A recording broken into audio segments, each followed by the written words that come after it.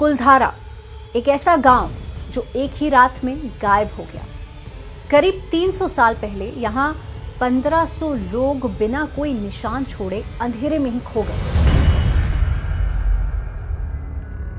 आज ये जगह जानी जाती है एशिया की दूसरी सबसे बड़ी भूतिया जगह के नाम से। 13वीं सदी में कुलधारा एक समृद्ध, जीवंत और खुशहाल गांव था। यहाँ रहते थे पालीवाल ब्राह्मण जो अपनी बुद्धि, ईमानदारी और पानी बचाने की तकनीक के लिए जाने जाते थे। उनके बनाए तालाब, बावड़ियां और खेती के तरीके आज भी, जी हाँ, आज भी इंजीनियरिंग को हैरान कर देते हैं। लेकिन समृद्धि के इस रेत पर एक दिन पड़ा एक काला साया, और वो काला साया था सलीम सिंह का, जो अपनी क्रूरता और लालच के लिए बदनाम था। एक दिन उसकी नजर कुलधारा की एक सुंदर पालीवाल लड़की पर पड़ी। वो बोला, अगर वो मेरी नहीं बनी तो मैं पूरा गांव उजाड़ दूंगा।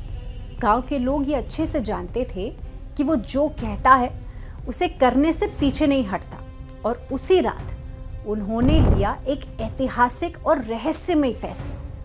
वो रहस्यमय फैसला क्या था, चलिए जानते हैं। रात का सन्नाटा, रेत में चलती हवा और हर घर की दीवार के पीछे एक डर। धीरे धीरे बिना शोर किए कुलधारा के लोग अपने घर छोड़ने लगे। किसी ने पीछे मुड़कर नहीं देखा। सुबह जब सूरज उगा, पूरा गांव खाली था। मंदिरों के दीपक बुझ चुके थे और दीवारों पर बची थी बस उंगलियों के निशान। कहते हैं जाते जाते उन्होंने गांव को एक श्राप दिया, जो यहां बसेगा वो जिंदा नहीं बचेगा। और इसी श्राप की वजह से आज की तारीख में भी कुलधारा को भूतिया माना जाता है, या वैनिश्ड विलेज भी कहा जाता है। कुलधारा का श्राप सिर्फ इतिहास नहीं बल्कि आज भी लोगों को डराता है। 2021 में एक यूट्यूबर की टीम ने रात में शूट किया। उन्होंने कहा कि कैमरे अपने आप बंद हो गए और किसी ने हमारा नाम पुकारा।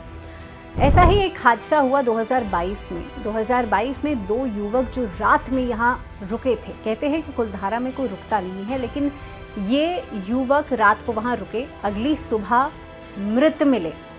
पुलिस ने कहा कि हादसा, लेकिन लोगों ने कहा श्राप। 2023 में एक पैरानॉर्मल इन्वेस्टिगेशन टीम ने बताया कि एनर्जी मीटर पर अजीब सिग्नल मिले हैं, जैसे कोई अदृश्य शक्ति आसपास घूम रही हो।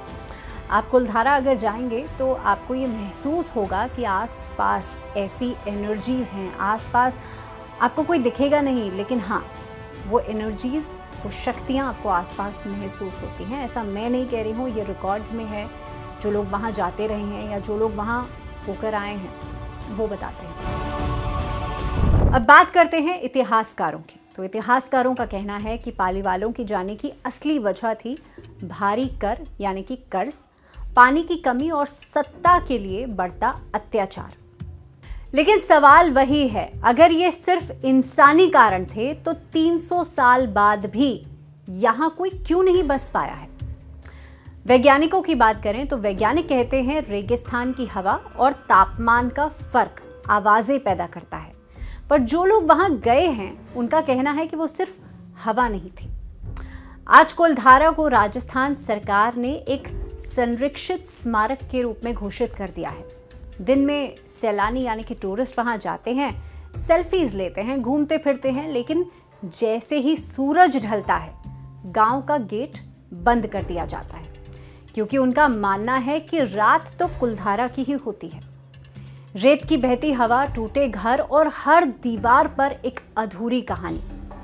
कुलधारा सिर्फ खंडर नहीं है, वो एक जीवित रहस्य है।